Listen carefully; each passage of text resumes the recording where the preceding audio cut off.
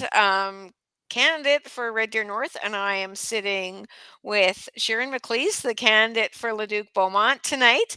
And we just thought we'd come and have a chat and let you know how things are going on the campaign trail. So, what's your experience been so far?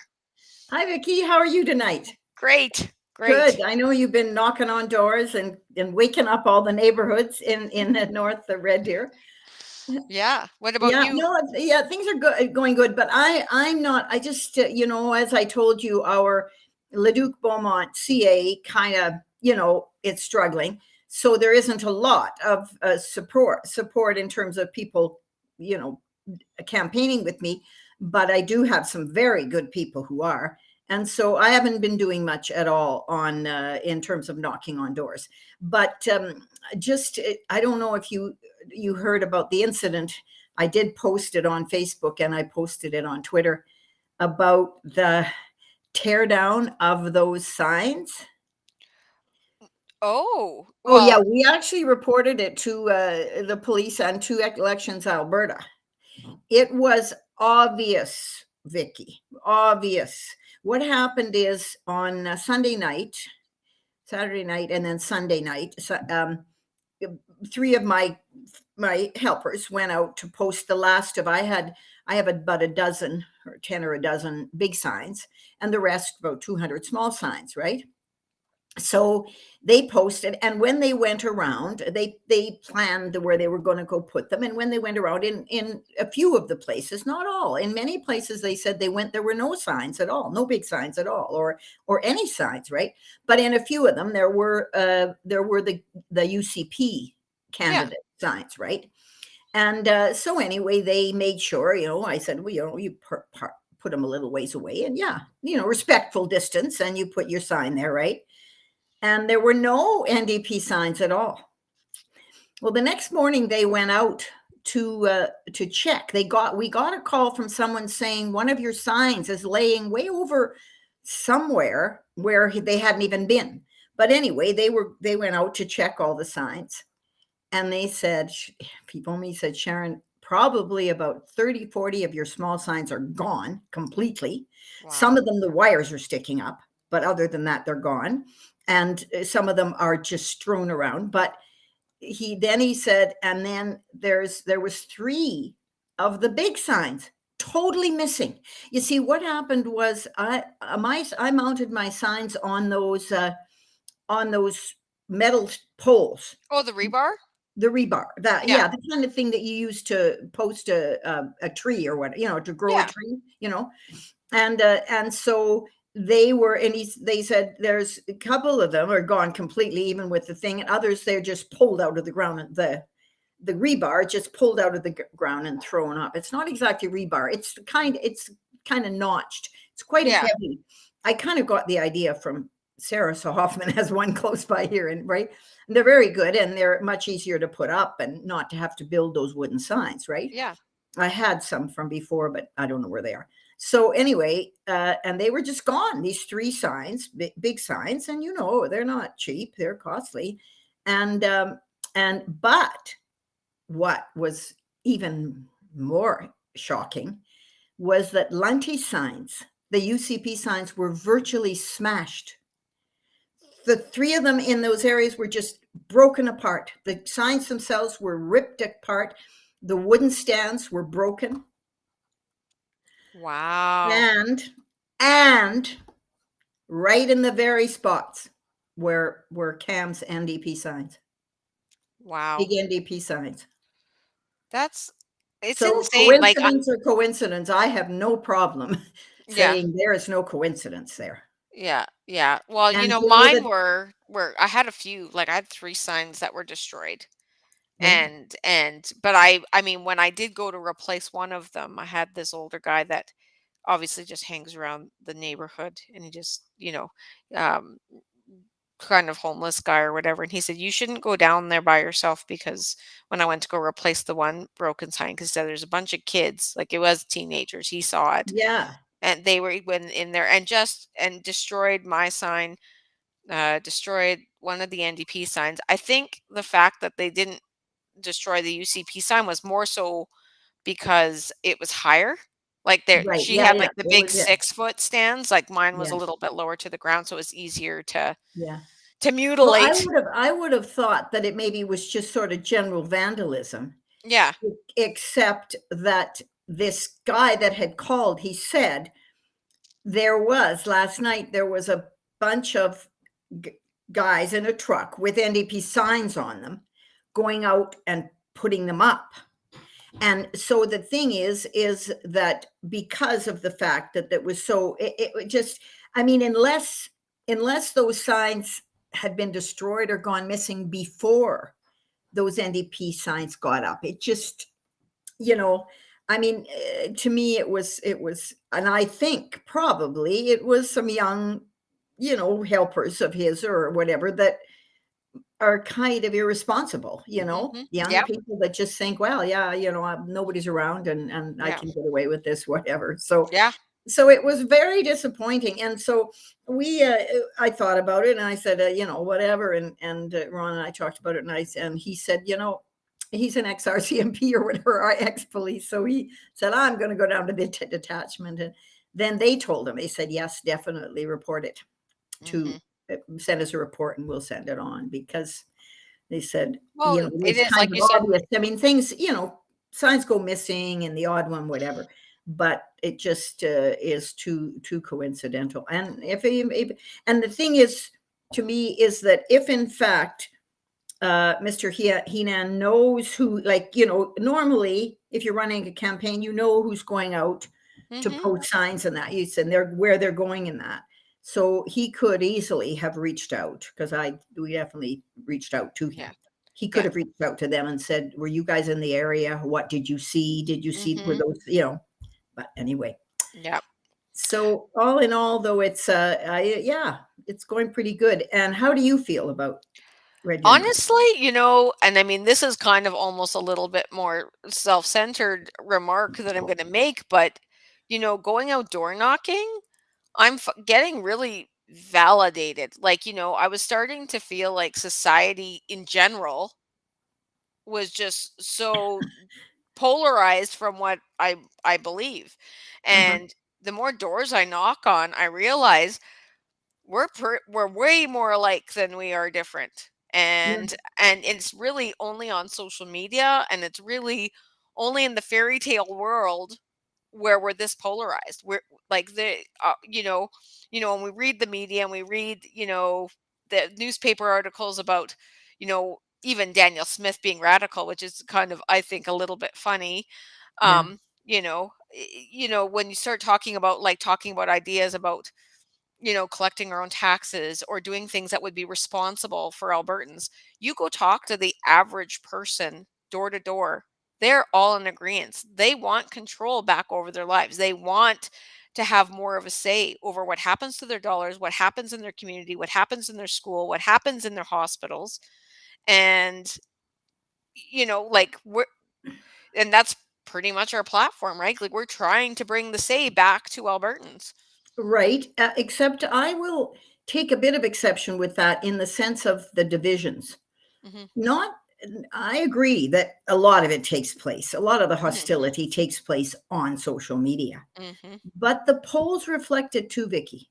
Hmm. The polls reflect the deep divisions. I mean, look, Alberta polls have been, and actually federal too, but Alberta polls have been so wrong so often. Why we actually listen to them, I don't know. Nevertheless, I mean, we've seen the very, split voting, the split, so the very clear 50% here and 50% there, essentially, Hmm.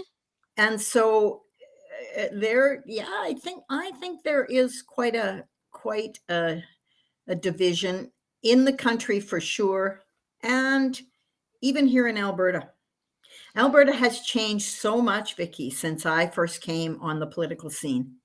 It really has, and you know, you kind of speculate and wonder why.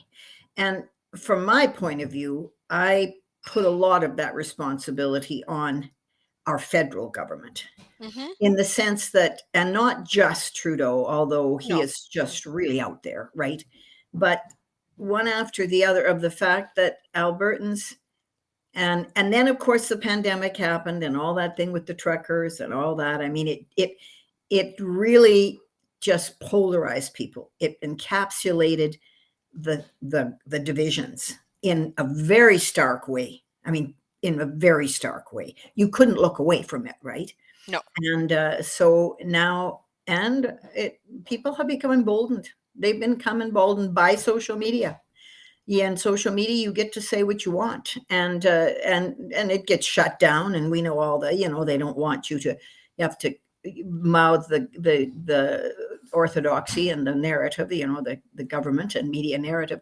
But aside from that, I don't see people holding back in their fairly hostile commentary when. Oh, definitely on social media. Absolutely on social media. But it is really funny because even on my own social media, I tend to try not to block someone Right. or dismiss them, whether they agree with me or not, unless they're like literally just being harassing. Like if they've gone Yeah. over the Some top of them and are just trolls, and they just just keep being saying the same disgusting. thing over and over. Yeah, you try But, to. but at the same time, I try to leave comments up there that, or may Yes. even be a little bit disparaging, calling me stupid or, Yeah.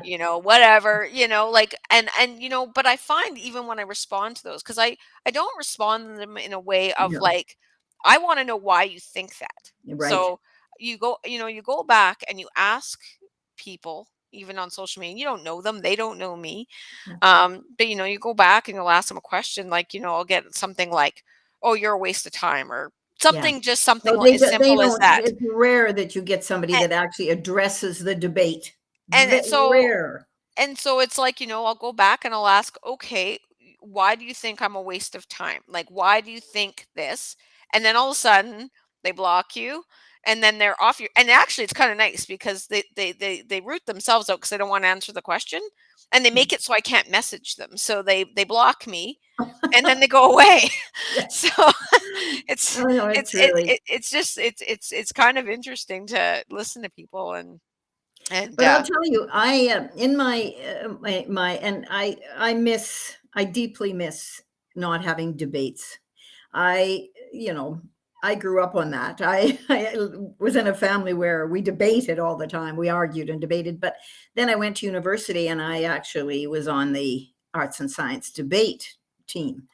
I didn't get much time to debate competitively because I wasn't one of the best ones. But I learned to debate, and every once in a while in these non-sanctioned events, I would get to actually debate, and I really liked it and learned how it can be done so productively. Mhm. Vicky, so productively, where people actually share real opinions that are backed by real proofs and real facts, and where you can have these eye-opening moments, or these moments where you can kind of be persuaded. I mean, you want to win the debate, you want to this, whatever, but and you really learn to respect your opponent, which is the big thing to me.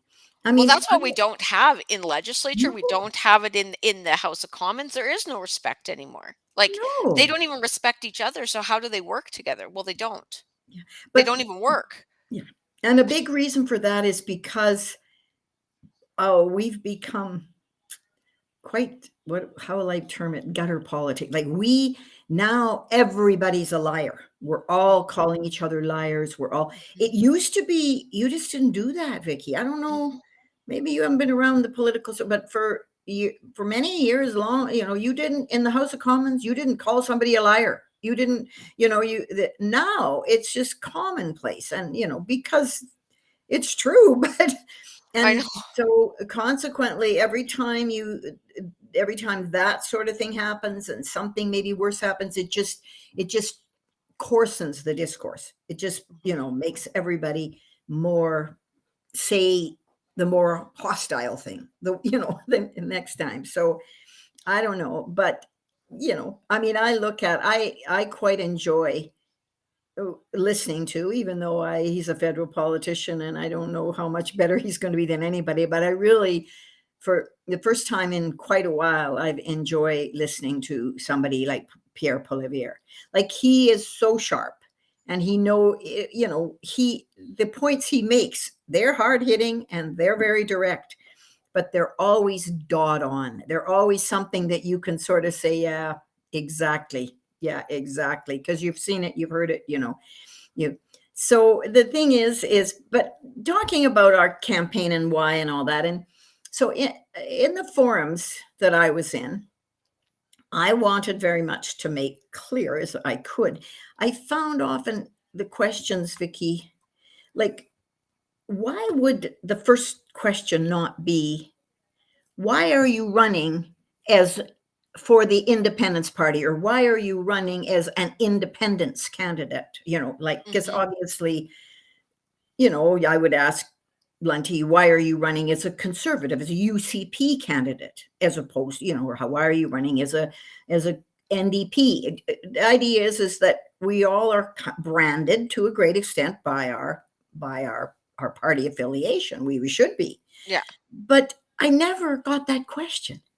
So I had to insert it into other questions, to be able to say it was very, and I'll tell you, people appreciated that, because my big, you only have 2 minutes or whatever. What do you get into 2 minutes? But still, I Mhm. very much got into the 2 minutes, and for me, I bring so much back to the economics. I sincerely believe, and I think you and I've talked about this, that if in fact the Canada did away with equalization, separation and the divisions would go away too. And the reason they would is because, most people are like me and you, that do what you want if you're paying for it. Like, not anything. Certainly we have a culture, and Yeah. some of us have different principles and moral Social standings and whatever. standard, yeah. Social. But other than that, I mean, if you want your healthcare system to pay for things that I don't want my healthcare system to pay for, that's your thing. And that's your right, to your voters, and you have a right to make those decisions. But as soon as I have to pay for it, that's when I say no. I want the principles and the values that I hold dear to Mhm. be paid for. I don't want the other ones not to be, or to be paid for. Not even Vicky, because of the money, but because that's an endorsement. Yeah. When I pay for you to have a late term abortion, for example, or or to have your 13-year-old go through gender transition, those kinds of physical things that they're doing now with gender transitions at early ages, it the money is one thing. Yeah, it is one thing, but it's the moral grounding, the values grounding, that I don't want to support. Mhm. So to me, if we didn't have equalization, if I didn't know that my money was going for social and other programs and economic programs in the rest of the country, I'd say, okay, do your thing. I live in Alberta and I like it here and I like the culture I have here. I'll fight for my culture here. I'm really very much a person that believes the closer to you the government is, the Mhm. better. Yeah, and that's exactly what we're promoting, right? And that's Yeah. one of the things that I think, well, at least in the conversations I've been having, that's one of the things that I think people feel really good about. When we say we're going to fight to get your voice back into that legislature and get you being able to vote with your dollars again, because right now we have zero say over our dollars. We have, even provincially, even Oh yeah. municipally, like, I don't think people realize how much, even freedom we've lost over our finances, even locally. Like, I mean, okay, so we elect representatives, but how many of these representatives are actually representatives? How many of these people actually go into their communities and have town halls and say, you know what, these are things that, we're talking about as a city council about changing. We have to be almost on alert now and be checking out our city bylaws, checking out legislation. They don't go out and give us a notification of things that they want to put through We have to be the I ones know. on the ball checking this out. And And it's often like, it's too late. It's yeah, kind of after the fact, and you see city council has passed this bylaw, and you say, "When what? did I get to?" Yeah, Yeah, and like when you work in like oil and gas or lots of industries, before we can even get a permit to do something, we yeah. have to notify all the residents. We have to do, Yes, an educational kind of thing to let people understand, what the, like actually, give informed consent of all the things that and activities we're going to do and how it's going to impact their life yeah. before we can even get a permit to do something, to drill a well or add some infrastructure. But the government doesn't seem to have to follow the same type of structure. And Well, we saw that, didn't we, at the mhm, pandemic? yeah, Like, people would say, "Oh, but Sharon, they're not like we talked. Let's just say, for example, talking about Arthur Pulowski or the guys at the Coops border and that. Oh, but they were breaking the law. The truth is none of that was law. That were laws. A no, law legislation has to be formally presented, go through readings, pass, and none of them were. So if you listen to, and I thought it was just so, because I admire him so much, Bruce Pardy. He's a lawyer. He's a professor at University of Toronto or Ottawa or somewhere in, and he's was very supportive of the trucker convoy and that. And he was quite involved in commenting in that. And he writes in the National Post, and he's a fellow with Fraser Institute. But he on if you've been listening to the Citizens Inquiry, National Citizens oh yeah, Inquiry, yeah, I went to yeah, one of the days and even, he yeah. was on there, and if you have a chance, go and listen to his not even 5 minutes, for some minutes thing about the administrative state. Hmm. That and it was just absolutely like, because I at first I'm thinking, what are you talking about? Because I'd say to people, this is not a law. This is not a law. This is just an edict they brought down. Well, Party explained it. What they're doing is they've created an administrative state where they don't have to pass a law. They just go around, because there's actually, like he said, many of the things that happened were against the Constitution and Hmm. against the Bill of Rights, if you like, or the, Even against our human rights laws, we have actually human exactly. rights legislation that they wouldn't even uphold, and they're still not upholding actually to this day. Yeah. And so you ask yourself, how, we kept saying, well, how can they do that and that? And I kind of support a lot of these, like Justice Center for Constitutional Freedoms and the CCF, the Canadian Constitutional Hmm. Foundation. And they're filing 101 lawsuits in that. And I'm saying, yeah, good. But why are we having to do this? Well, the reason why we're having to do this is because we need to take this to the Supreme Court, and we have to hope that the Supreme Court will support. But Vicky, you have seen over and over again where the Supreme Court has said, yeah, well, yeah, that's against the Constitution, but it doesn't But matter. We'll let it happen anyway. they say well, like even when Jason Kenney brought our referendum on equalization forward, Yeah. Oh, no, no. again, it was but carbon tax got challenged. Yeah.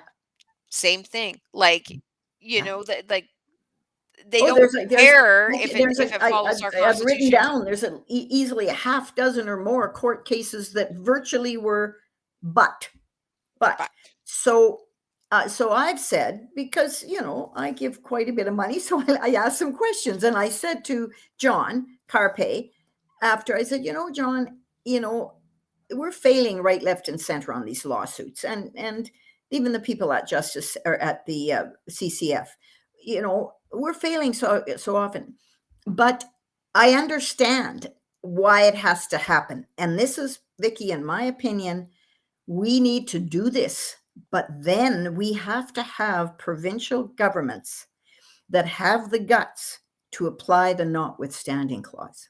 mhm. And Yeah. because to me, if in fact the Supreme Court of Canada is willing to so convolute and virtually go up against our Constitution and virtually deny our right to have it upheld in clearly stated. I mean, there's things that clearly stated about beer crossing from Quebec to whatever. It says clearly you can't stop interprovincial trade, but we're No. going to do it anyway. So what we have to do is we have to have the courage. If we can't, we're not going to get out of Canada yet tomorrow No.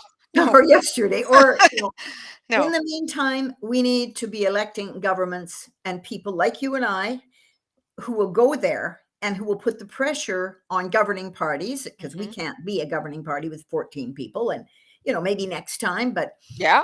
if we can't be a governing party, we need to be elected. And I said this at these forums, and these people just kind of, some of them, their mouths dropped. Like I said, why am I the best person for you to elect? I am the best person for you to elect because you will not have another. In my particular riding, Vicky, not yours, I don't think, but I don't know for sure.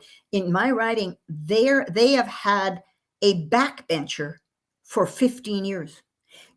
George, what was his name? George happened to back the wrong guy. He backed Jim Dinning, and he got shoved by Stelmach to the backbenches, and repeatedly over and over. And then there was that one NDP, and I think he was maybe not a backbencher, but all in all. And I said, it's far better for you to have an outspoken, strong-willed, strong-minded, well-informed uh, legislator, or person in the legislature that you have elected, who will fight specifically for you, because they will need my vote, Mhm. whoever it is, unless you believe there's going to be a majority government. And nobody believes that No. right now. Nobody No. believes that there's going to be a And why minority. do we want to be stuck in a polarized political system anyway? Because that's exactly when we're talking about polarization. Well, it Yeah. starts right up in what we go left, then we go right, then we go left. It's like this pendulum going back and forth, but Well, nothing is getting done because one, they won't work together in any no, way, shape, or form. They won't try to no. even come to find something that works for Albertans. Like they're not Right. concerned about Albertans. They're concerned about their views and the Vicky, views of their party.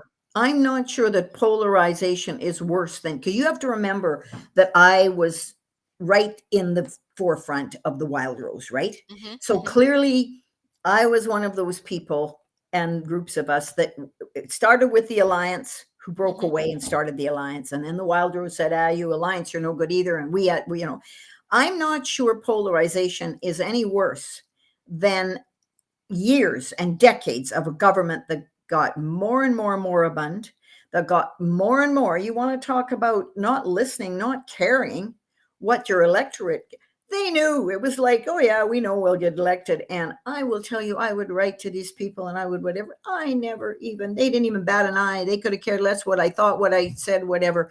The PCs, the progressive conservatives, the most, they slowly became so bad that I don't know that it's worse that we have. I'm a big one actually on minority governments. I like Yeah, well, minority I governments. like minority governments too, but Yeah, I think people have to start also voting, like you said, for good candidates and not be worried about this whole vote splitting. Who cares if we have a minority government? It doesn't even almost matter if it's NDP or UCP. If it's a minority government and you have independent candidates, Independence Party candidates, AAP candidates in there, yes, if you yeah, had all of that balance in there, they can't do anything without the support. And if we're listening to our constituents right. and the people that are communicating with us, we'll be able to actually support or oppose legislation And based Vicky, on why what the wouldn't we people be want. listening? You Yeah, bet well, we'd of be course we listening, would. because we have Yeah, no party machine to push no, us forward. no. Only people we have to push us forward and keep us Is our in the CAs and our mem legislature yeah. and keep us in a job are our constituents. Mhm. So I absolutely agree. Remember when Trudeau said that he was going to have, democratic reform, and we were going to have a whole change in the Yeah. way. Oh yeah, well, Mm. that went by the wayside Yeah. because he looked at the I don't fact. know if it went by the wayside. I think he meant something else. I think he meant he was just gonna, basically become a tyrant and we were all gonna be happy Yeah, and exactly. Well, he looked at it and he realized first past the post was the best thing that ever happened to Liberal Party, and it will continue to be. And so why would he change it? But yeah. yeah, but I like the idea. I was one, I said, no, I think that we should have. different types of voting, progressive voting, this and that, the kinds of things that will actually give smaller parties and smaller groups and independents an opportunity to actually get elected. Yeah. But Yeah. I mean, but yeah, I mean, we've been, I don't know, almost trained, like, or at least I feel like I was, because I mean, really only ever had like 2, maybe 3 parties to vote for. I mean, yeah. when growing up, like, for since I was 18, it was, well, progressive PCs at, at the time. It was Mhm. PCs, Liberals, or NDP, and the NDP were, like, barely a speck, Right, at yeah. that time, like, when I was 18, it was, like, barely a speck, But we and had was one always. we had that one woman forever, and she was the only one, and then we had Brian Mason, I think, for a while, but we in Yeah. Alberta, we had one, maybe 2 NDPers for Mhm. years. Yeah, Sorry. like, so it was always PCs, like, everyone voted the same, and like you said, then they turned into a big fat cat, bloated, greedy, Yeah, corrupt grossness, and then, the Wild Rose popped up, right? yeah. Like, the Wild Rose Party came in, it was actually, giving some hope, and unfortunately, it's like, how do you keep those nice, big grassroots movements alive and moving, and not have them, you know, Well, continually, and unfortunately, yeah, Vicky, we keep finding conservatives keep finding very self-serving leadership. mhm, I mean, what Danielle did, she had no reason to do that. Danielle Smith at the time. I was like president of a CA at the time, and we communicated with her a lot. And we knew she was pretty tired and she was pretty exhausted. If you were watching Danielle Smith, everybody wanted a piece of Danielle. She was fairly charismatic. She was outgoing, articulate. She was a attractive looking woman. She had she checked a lot of the boxes for conservative Albertans, and her people around her didn't protect her enough in a way.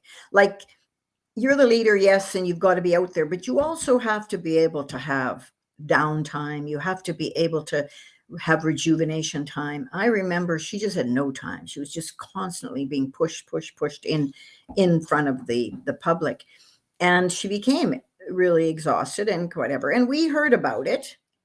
We heard about it as leaders in our communities and in our CAs. But we said to Danielle Smith, if you're tired, if you're exhausted, then we can have a leadership race. We can have mhm, a leadership race. Understandably, she worked hard. She pushed that party very fast to some fairly high level. But see, she wasn't interested in that. She somehow decided that it was more important that she betray the party in the way she did than to say, yeah, I'm gonna, I gotta get away from this. It's just too much for me. It's invading my life. And then and this sort of merger she had with Prentice, or this agreement, she and yeah, that really left a bad taste. I frankly was really surprised that she won, but not totally, because I don't know. What do you think? What do you think of her as being chosen the leader? Do you think she's going to be any good for Alberta if she? well, I believe that she obviously, in this last leadership race, she got propped up by a lot of people that are really craving change. The same people that we're talking to that still want the same change. And, you know, I like, for myself personally, I can't ever support the UCP. No matter what. I'm not going to run for them. I'm not going to be part of their CAs. I'm not going to buy a membership. I'm not going to give Right, them two dimes, right, because this is what I believe in, right? So, right. and I feel like you have to, like said, I kind of did a post the other day, stand for something or fall for anything. And Hmm. I feel like this is what I stand for. This is my line in the sand. And I feel like Danielle does not have a line in the sand. She doesn't know. I think sometimes she doesn't know who she is or what she actually stands for. She's standing for whatever people need her to stand for at that time. So when she was doing her radio show, she was, she was actually saying some cool things. She was getting some good people on the air, and then she was obviously getting canceled a bit, and then she left her radio show. Right. Now she ran for leadership, and she had the support of big groups like Take Back Alberta, and they've been really pumping her. And even through this election, a lot of these people, they're voting for Danielle. They're Yeah. not voting for their actual representative. And Yeah. I'm like, but what happens when she's not there anymore? What happens when Kenny's cronies are still sitting in high Yeah. positions in that Yeah. caucus? What Yeah. do you think is different? Yeah. No, exactly.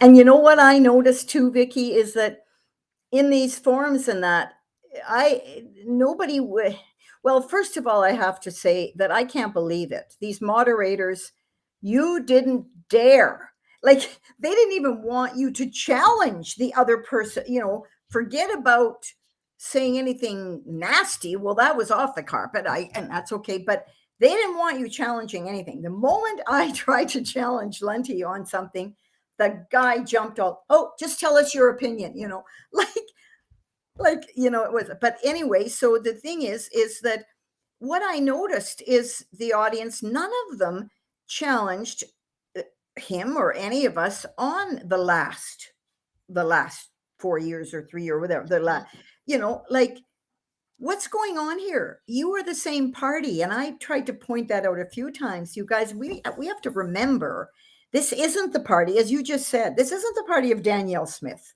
No. This is the party of Jason Kenney, of the UCP, that took a situation and ran a pandemic in a way, virtually handed the reins of our medical system and the whole thing over to Dina Hinshaw. I mean, she Mhm. suddenly became, she could do anything.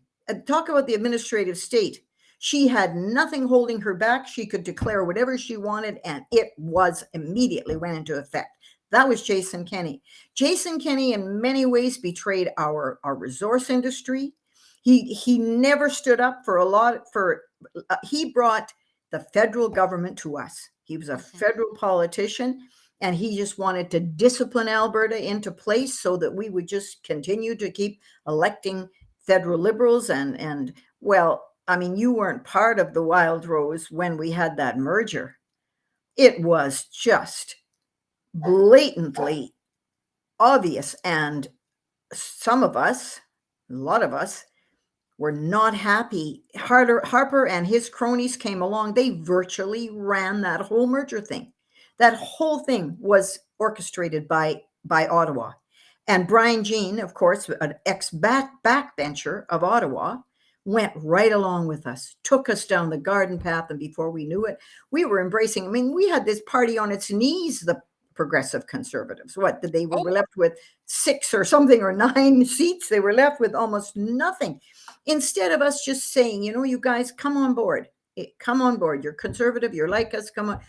No, all of a sudden, before we knew it, we were having a merger between a party with six rump seats and us, who we didn't. I mean, we had what, 21 or two at least. We mhm. were we were a party on the rise, on the ascent. Yes. But no, Yeah. I've been in this so long, and I've seen it all. But so I just want to ask you, Vicky, when people ask you why are you running, is why do you want to see an independent Alberta? What's the main reason you want to see an independent Alberta? What do you say? Well, for me, the biggest reason is because I know that there's no real solutions. Right now, the provincial government can put all these band-aids on everything that they want to do. But our jurisdiction, one, is obviously always overridden. We're not even holding our boundaries within our own jurisdiction. But the main problems that we're having in society right now have nothing to do within our jurisdiction.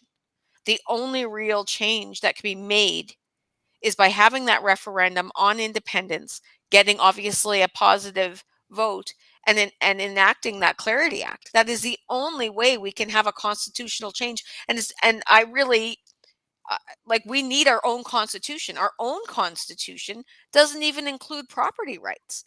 Like, I actually didn't know that, to tell you the truth, until I started Oh listening to yeah, Michael no. Wagner, Yeah. and that they had purposely left out property rights when they Oh, when yeah. they did our Charter of Rights and Freedoms in 1982.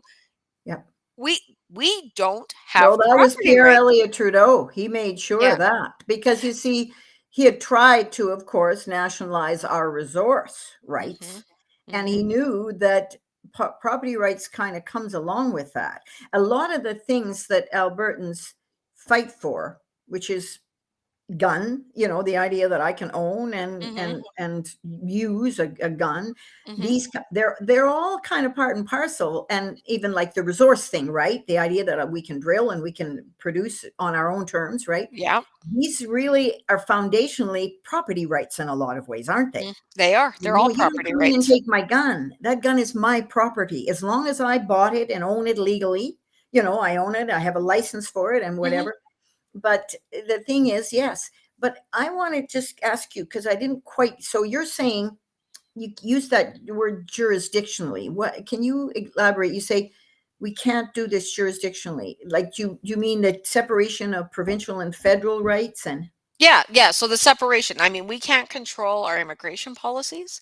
We can't we can't control the equalization. We have no actual real path to ever either fix the equalization formula or even stop it. We have right, zero say, and that's never going to change. We've shown it time and time again with Reform Party, with all these different things that said they were going to fight for the West. We had Stephen Harper as the Prime Minister of Canada, yeah, and there was never any changes that benefited well, even Western Canada long term. Everything was these small kind of like passive solutions just to quiet the mob for a right, period of time until we yeah. got the next Liberal government.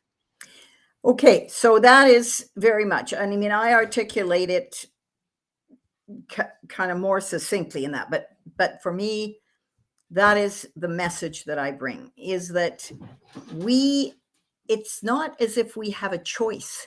Yeah. If we want to exist as a separate entity with our own laws, with our own rules, with our own choices, we have no choice but to leave Canada because of the fact, Vicky, that we are completely electorally overwhelmed. Hmm. Listen to this. Alberta has 37 seats. Ontario and Quebec have 199. Alberta has 37 seats. The entire country has 345. Of those seats, the vast majority of those seats, those electoral voting jurisdictions, are have-not provinces. So 10 to 1, 10 to 1, if we forget about or Saskatchewan or whatever, just say Alberta, we are outvoted, out elected uh, uh, by a ratio of 10 to 1 of have-nots to the givers, for the takers to the givers. I don't know anyone. I mean, there is the odd person who is compassionate enough to say, no, no, you don't have to keep supporting me. I won't take your money. Imagine if how many of us think that people in Ontario and Quebec and in the Maritimes are going to vote away their right to our equalization? And in my opinion, as I said early in our conversation, if we didn't have equalization, I think 90% of our problems would be solved. But the fact is that we, as you said in your own language, and I am saying, we don't have any choice. If we want to survive as an independent, self-sufficient, self-governing entity in Alberta, we have to get out to our Hmm. own nation. We absolutely have no choice. We have seen how a liberal government, and let's face this, 75% of our governments in this country from the day became a federal unit have been liberal governments. Hmm. Okay? I mean, liberal governments when my dad was a liberal were a lot different than liberal governments Yeah. now. Nevertheless, right back from Mackenzie King and all them all the way up, we've got one liberal government after another, very few conservative ones. And it really doesn't matter because if you go back The strongest conservative governments were maybe Diefenbaker and, a few that really did fight for the West because they were. Other than that, essentially, we got the same thing served up to us, just on a little bit different platter, Mhm. right? I Yeah, mean, no, think about Harper. Think about Harper. What did Harper bring home for us? Nothing. You nothing. know, Yeah, he signed us up for Agenda 2021. That Yeah, was really yeah, nice of him. absolutely. And he virtually right now, look what's happening. They're fighting over our money for, first of all, they gave what 35 billion or something to this Volkswagen, and so what is it, Solentis or something is their name. They came along, they said, "Oh, we want the same, whatever." So they're fighting over the money to keep the auto industry. Harper at one point did say, Stephen Harper, he said, without the federal government, there would be no auto industry in Ontario. That was right after he gave them billions of dollars to bail them out. Remember those Mhm. bailouts of Yep, Chrysler and GM? I do. Yeah. You And know, and so, I mean, I understand protecting Canadian jobs, but why don't they let the free market take care? I do think we need car manufacturers here, but the free sure, market, if you need to run a good business plan, then and absolutely. make it worthwhile and easier, like, rather than, you know, just giving them money, why don't you give them tax breaks to help incentivize their ability, or do something that incentivizes so they can get the workers they need to build the cars, whatever the issue is that they're having in their business. The government can put policy in to help support, whether it's new workers, whatever, bringing new talent or whatever, or maybe some type of tax relief, you know, Yeah. in that way. But to give money, like, I do not believe in corporate welfare in any way, shape, or form. And No, even here, the UCP is doing it right now. Like, we've got this whole carbon capture crap going on within the industry, and because it's going to be a $1 trillion market. yeah. Trillion Oh, I know. $1 trillion market. And Yeah. so they're funding, I Yeah. think right now I think they have dedicated 20 million. I can't remember if it's 20 million or $40 million or billion. I think it's billion, actually. Yeah. Anyway, to go Billions. into helping the bigger companies, like, fund the carbon capture. So if it's so great and if it's such a great idea, why can't these private companies fund it themselves? Because they Well, wouldn't do it, because it doesn't make sense. It no. increases the production costs. They have to build facilities, they have to build all that. So if it was a great idea, guess what? They would have already done it. Yeah.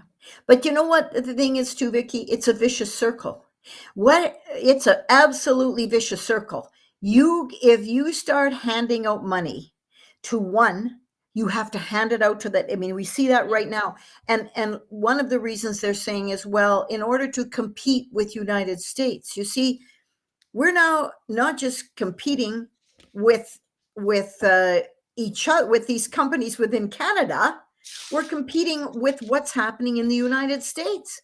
I mean, Absolutely. yeah, Joe Biden is giving out huge amounts of cash to every Tom, Dick, and Harry to build batteries and whatever there. So they're saying the only way we can compete. Well, think about that, Vicky. Hmm.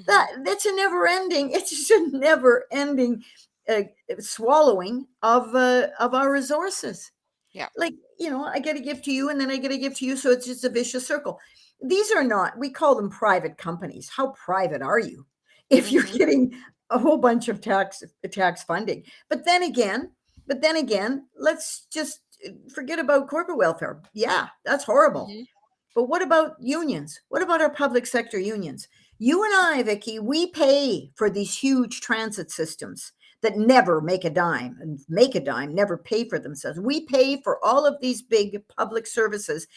Then what they do, whole bunch of civil servants get hired, right, to run them and to, the work. They form a union. They virtually use the public services you and I paid for in order to advance their own interests. I Hmm. mean, I've watched the Toronto transit system as a good example over and over. I built this, taxpayers built this transit system. They're walking to work. They're having to take cars because the transit workers, the unions, have shut down a service that was paid for by the taxpayer. So at least when a private company is being challenged for survival or whatever, that there was, initial investment money that happened from the private sector. But these unions, they're running the show, and they've never invested a dime in the operations that they're No. that they're running. They never, not one of them invested a dime in that transit system or whatever, or that school, or the various things. But their unions, they, on the backs of our publicly funded institutions, they use them to further their own private interests. So Mhm. it's a vicious circle all around, with corporate welfare and with union welfare, if you like, as well. Yeah. Yeah. And of course, I support my industry, but it has nothing to do with that. But I'm just saying the the industry does its best when it's making good decisions, good business decisions for itself. And the minute they have to start taking corporate welfare or whatever you want to call it, these tax Yeah, incentives and things like that to get things done in the industry, you automatically know it's not a good idea, yeah, and and it will fall on I its bet face. you watch what, as you just said, Oh, I bet you watch when bad decisions are made, because they're made to accommodate this corporate welfare situation. Well, mhm. we have to do this Yeah. because part of the deal, if we took this tax break, or this Well, subsidy or whatever. look at SGGs, and this affects every publicly traded company in SG, Canada. SDGs, the Sustainable Development Goals. okay, And right. so all these companies now, like, that are publicly traded, and so I think some of the private companies are going into it too, depending on, I guess, their banks and if they have lines of credit. But, like, the publicly funded companies, if they're not doing ESG reporting, which is an environmental social Right, governance governance, reports, yeah. environmental, yeah. So these ESG reports, like, I saw one of the companies that I do some work for. I saw their very first one, and I, like, literally threw up in my mouth. Like, instead of looking at actual what the real goals of the company are now, Mhm. it's like, how many people do we have to hire that are from, different sexual backgrounds, different Oh, races, yeah, different whatever. Hire whoever, just make sure they're skilled. Make sure yeah. they know how to do the Yeah. job. Does And anybody even say, let's, first thing is competence. Let's mhm. check if they're competent. Competent first, like, yeah, exactly. And this is, it's going to be this is actually going to hurt somebody, like, physically, Oh, possibly kill absolutely. somebody, because if we're not merit-based hiring anymore, and we start hiring people based on an ESG report as opposed to their ability to do the job, and especially in dangerous jobs like these. A lot of these Oh, jobs are yeah. dangerous. Someone's going to be hurt But bad.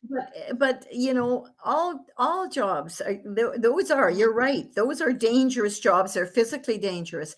But to me, come on, the medical field, we know mhm, that more people die because of medical mistakes and medical errors than any other thing. And what are we going to do? Are we going to keep, absolutely, I believe we need to open up our regulation system. I mean, people are being kept out that shouldn't be kept out. We have some good mhm, people here, foreign people that have come in, that, but competence. mhm. How are they well trained? Can they adapt How to many the years of experience do they have? Yeah, What have they have, exactly. like, Yeah. and again, yeah. So, I mean, but anyway, sorry, I kind of went off track there, but Okay. with Yeah, this, go ahead. with these ESG requirements, if the companies don't comply, do you know that the Bank of Canada will pull their lines of credit? So it's not even a choice. It's a coercion, again, within, from the government and the Bank of Canada. Are you I'm serious? not joking. It's truth. You can check it out. Like, if the companies choose not to do the ESG reporting, the And Bank for of again, Canada, let me get this right. So you're saying the reporting, but what you actually mean is, if they're not complying well, they with still have to make diversity, the idea of the ESG reporting now, because this is pretty new, is that they have environmental, to social. continually improve their score. So there's some So, kind of social governance scoring with this. environmental, social governance, there is a score. So it's almost like a social credit score Right, right, for right. corporations. And again, so one, they have to So do the report. government of Canada will pull their No, not the funding? government, So, the Bank I of I Canada. mean, so So the Bank of Canada. that Bank of Canada will not extend their lines of credit without that. So their lines of credit are being extended by the Bank of Canada, not Well, by sorry, the big 5, but, they all bank with there, but essentially, at the end of the day, the Bank of Canada is the one kind of ruling, yeah, yeah, the big yeah, I banks, agree. right? So they Yeah, still have because to follow those rules. yeah, because we've all gotten up in arms and saying, "Oh, Toronto Dominion, whatever." But Toronto Dominion is just the tip of the iceberg. They're all Mhm, like that. This whole, and I'm just talking about digital mm, banking and all that. But mhm, they're all going down that rabbit hole, all of mhm, them, mhm, and not just digital banking, but like you say, ESG and all this, right? mhm. Yeah. Well, the answer, Vicky, is an independent Alberta where Absolutely. we can, yeah, where we can educate and we can work within our own people to explain to them why nothing but harm comes from this. Nothing but harm. As No. you just point, like nobody is suggesting that we shouldn't, because people, oh, environment. Yes, we must be vigilant about our environment. We must, pollution and the things that are toxic to our to Yeah. people in our Make sure environment. our groundwater Carbon is safe. Make dioxide sure our is lakes a are. yeah. Our Yeah. carbon dioxide is some kind of a made up thing, and like I mean, carbon dioxide is not killing us. There's other things within the environment we do, and we need to be cautious too about our our relationship with animals and take care so that we're Mhm. not. I want a country where we do have a robust situation with the animal kingdom and everything else so that you can really have an enjoyable life. I mean, life isn't just producing oil and dragging it No, out of the of ground, course it not. yeah, Yeah. We yeah, love going to Banff and going camping in Jasper, yes, I mean, would I want that ruined? Absolutely no, not. That's what, like, that's the where I go to get peace in my life, right? absolutely. And I mean, So, young people, they're always chatting about conservation. They're the most non-conservationist people I know. They are consumers beyond repair, but they can't connect the dots. I mean, I'm mhm, at home washing rags instead of using paper towels, and they think, "Oh, mom," I think, I don't know. You don't go out and buy, you know, flats of bottled water. Never did. You don't. That's mhm. ridiculous. You take water, you got good water from the tap, but they never connect those dots. It's all whatever that particular What's convenient? fad is or whatever. And Yeah. it's convenient, And it's right? Like, convenient. Yeah. And they're so. taught. But the thing is, Vicky, just to digress to something else here, I just read the report from Fraser Institute. 50% of young people between the age of 18 and 25 say they prefer a socialist state to a Western democracy. Because they don't know what it means. They And do. they've never. They've been indoctrinated so Well, that's that what I'm this saying, but it's they don't really truly know what it no, means. they don't. Like, They don't have a they clue. don't. Yeah, and this what this article did, and I really enjoyed it. It pointed out about Poland. It used Poland as an example. And that's exactly these kids they're not. I remember when I first started teaching, I'm an English history major, right? And so I really kind of wanted to teach history or English, but yeah, I asked to teach a history course because I was being hired to teach English, right? And I said, so I don't have just strictly English. Could I teach one history course? Well, he said, Sharon, we don't. That was in the 70s. We don't have history anymore. We have social studies. Well, I took one look at the social studies curriculum and I thought, and sure enough, it was like the kids used to come into my class. These were grade 12 students. They come into my class filled with all this. And that was in the 70s, filled with all of this. They weren't learning, like you just said, they didn't really learn about socialism, what the reality of socialism. They didn't know, they didn't get what was happening under Stalin and Trotsky and the rest. They didn't get it. Their teachers were feeding them a whole bunch of social stuff that wasn't teaching them anything. Because to me, if you're 18, 20 years old right now and you're saying that you prefer socialism, you obviously don't know about socialism. And you need to Mhm, talk to people that have come from Poland, that come from these socialist places, and they'll tell you what kind of a life that is. But mhm. No, exactly. yeah. Well, Anyway, we we've been chatted here that hour. about an hour now, so, but, so I would like to get kind of like a, final thoughts from Sharon Maclise, and what it is you think that, Well, representatives from the I Independence want Party. to just give some final thoughts about Yeah. this this election and about the Independence Party and Mhm. where we've come from and where we're going. And you know, we've made a lot of mistakes. You know it, and I know it, and and we growing pains just constantly, constantly. But I really do believe that that that we can stabilize that this party is now coming into itself, and it can be stabilized in a way that we can take it as long as we start right away, right out of the gate after this election. If we're lucky, somebody got Mhm. elected, or whether they didn't, right out of the gate, if we take the whole thing seriously and we put aside, like people who are inexperienced and who don't really know a lot about what's going on, need to take time to learn, and need to take time to have a breath to figure out what's going on. And then, but right out of the gate, we need to be actively pursuing the unification of the independence movement, because it's still floundering and different, whatever. And basically we need to at least have those few independence groups that say they're independence groups together, and the rest of them can go off and continue to And doing do that, their thing. do their thing. And there is so many, and they're such fragmented. I mean, you and I remember we sat down in January the 22 when we went to that meeting, and there was like 13 different people at that table with 13 different ideas about what was going on in Alberta. But yeah, I do think the Independence Party is coming to its own, and I really do believe over the next 4 years we're going to have to put a real push on to educate the public. Mhm. And I'm afraid I don't have a lot of faith in Danielle Smith and what Mhm. will happen there.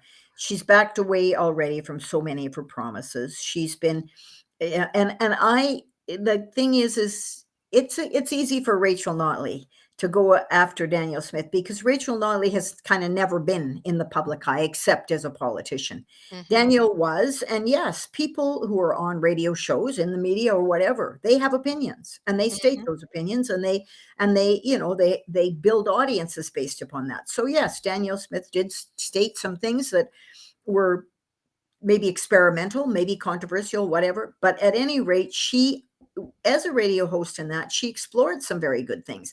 Then she came into the leadership race, and she knew that she had to appeal to people kind of on our side of the spectrum, if pretty conservative, very, So she said a lot of things, especially on the social and cultural level, that she thought would appeal. And as time went on, she backed off and backed off. I I think to myself, because either she or Notley, but let's say that they become the premier, one of the two of them, but she becomes the premier.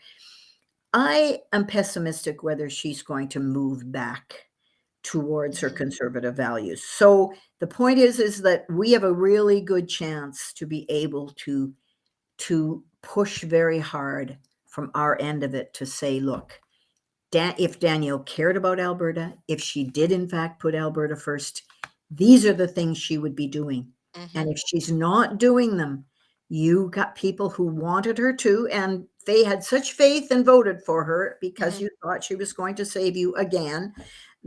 You need to know there's no saving going on there. That the Mhm. only way you're going to find your way to a situation where you have any kind of choice in Canada, any kind of a decent, independence, is to go with the Independence Party. So Mhm. yeah, I think we gotta put all of Just our efforts. buckle down and get to What work about again. you? What do you see for the? Well, actually, bringing up that, one of the things that actually surprised me in just in the last week, look what Scott Moe just did. Look at that legislation they just put through. They're going What? to get their own tax collection system. They beat Right? us.